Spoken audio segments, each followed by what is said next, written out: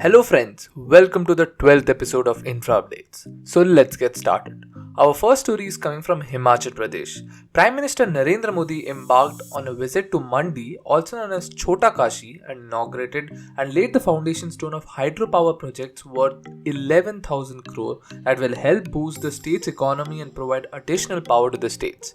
One project that has been lying pending for around 3 decades will prove to be beneficial for Delhi, which will be able to receive around 500 million cubic meter water supply per year. The Renukaji Dam project was made possible through the vision of cooperative federalism of the Prime Minister when 6 states Himachal Pradesh, Uttar Pradesh, Haryana, Rajasthan, Uttarakhand and Delhi were brought together by the centre to make this project possible. The 40 megawatt project will be built at a cost of around 7,000 crore. It will generate electricity for the hill state and will provide 500 million cubic meter water supply per year to the national capital. The Prime Minister also laid the foundation stone of the Luhri Stage 1 hydropower project. The 210 megawatt project will be built at a cost of over 1,800 crore. It will lead to generation of over 750 million units of electricity per year. The modern and dependable grid support will prove beneficial to the surrounding states of the region as well. Moreover, he also laid the foundation stone of Dhaula Sidh hydropower project. This will be the first hydropower project of Hamirpur district. The 66 megawatt project will be built at a cost of over 680 crore. It will lead to generation of over 300 million units of electricity per year. While he laid the foundation stone of most of the hydropower project, Prime Minister also inaugurated a mega project. The Prime Minister cut ribbons of the Saura Kuddu hydropower project. The 111 megawatt project has been built at a cost of around 2080 crore. It will lead to generation of over 380 million units of electricity per year and help the state on revenue worth over 120 crore annually. Our second update is coming from the state of Goa. The Goa Investment Promotion and Facilitation Board cleared 4 investment proposals which could bring in 230 crore of investment to the state and also create jobs for 1,489 people. Chief Minister Pramod Sawant, who chaired the meeting, said that the projects would benefit Goa immensely. The investment proposals are for light engineering firms, manufacturing, agro-food processing and an automotive service facility. The board approved 4 out of 10 proposals with a total investment of 230 crore and project employment of 1,489 with 82% proposed local employment. In the entire year, IPB has conducted just 4 board meetings and has approved projects with an investment of 832 crore and which could create employment for 3,613 individuals. Our third story making up the news is coming all the way from Muzaffarnagar. Uttar Pradesh's Muzaffarnagar will soon have 5 more ethanol distilleries. With this, Muzaffarnagar will have 8 ethanol distilleries.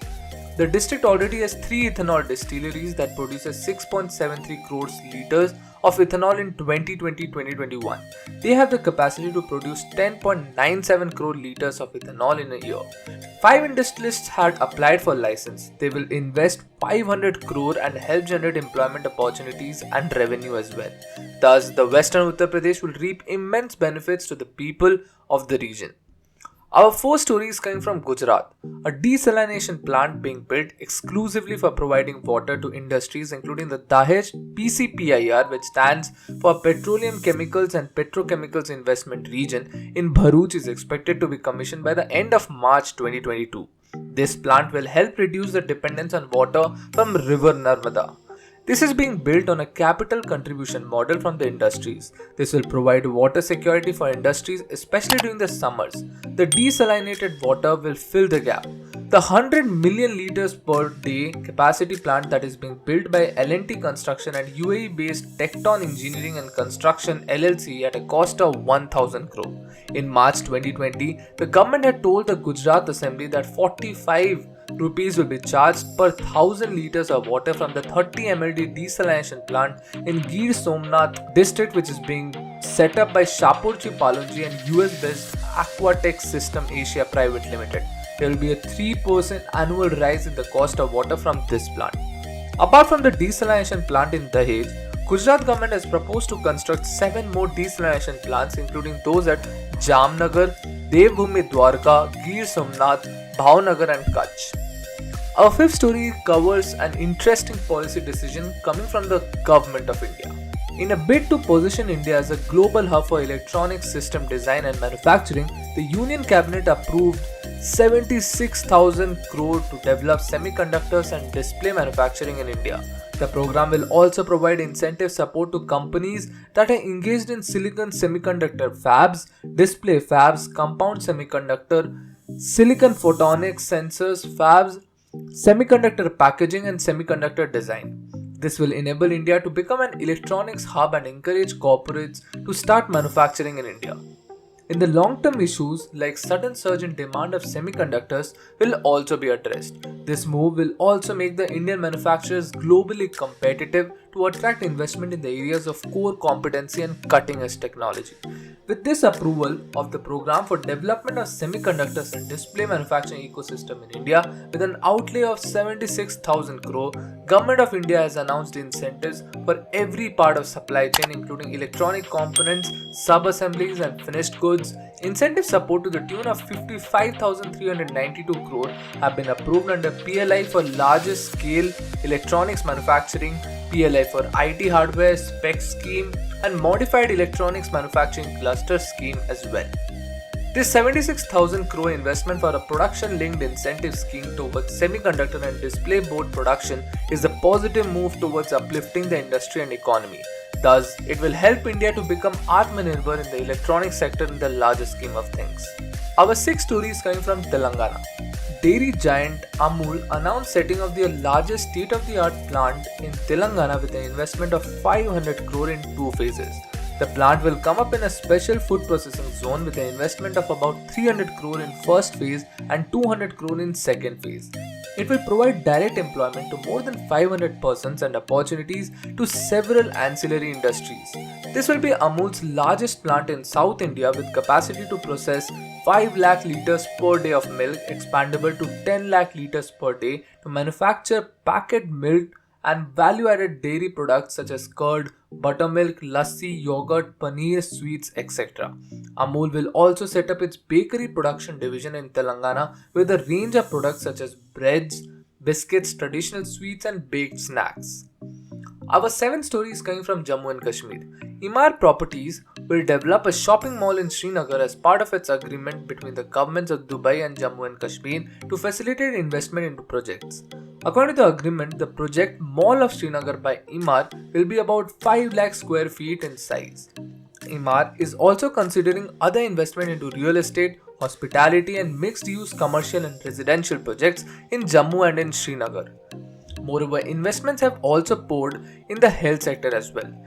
In yet another major step to boost domestic investment in Jammu and Kashmir, the Union Territory government signed a pact with a world-renowned healthcare company, Apollo Hospitals, to establish a multi-speciality hospital in Jammu. More healthcare projects and MOUs are in the pipeline to ensure best healthcare within the reach of every citizen of the UT. In the first phase, Apollo Hospitals will set up a 250-bed hospital in the region. Well known for clinical excellence, Apollo has a robust presence across the healthcare ecosystem, providing high-quality, patient-focused medical care. Thus, this project will also generate more than 1,000 direct jobs. Our eighth and final story is coming all the way from Uttar Pradesh. Uttar Pradesh got its first water sports complex at Ramgarh Tal in Gorakhpur. Inaugurated by Chief Minister Yogi Adityanath, the water sports complex at the lake is the first in the state which has been constructed by the public sector. The complex is spread on a 5-acre area near Ramgarh Tal, which is spread over 1,700 acres. The facility of boating, water biking, skiing is available at the complex. The people of Purvanchal will also be able to indulge in adventure at the water sport complex on the lines of water adventure sports in Goa. Sportsmen will be able to get training for international water sports here. The floating jetty is almost ready and the building work is also completed. The complex building is in 5 acres of land. With the help of complex, international level sportsmen will be trained. It has been planned to take help of Veer Bahadur Singh Sports College for this purpose.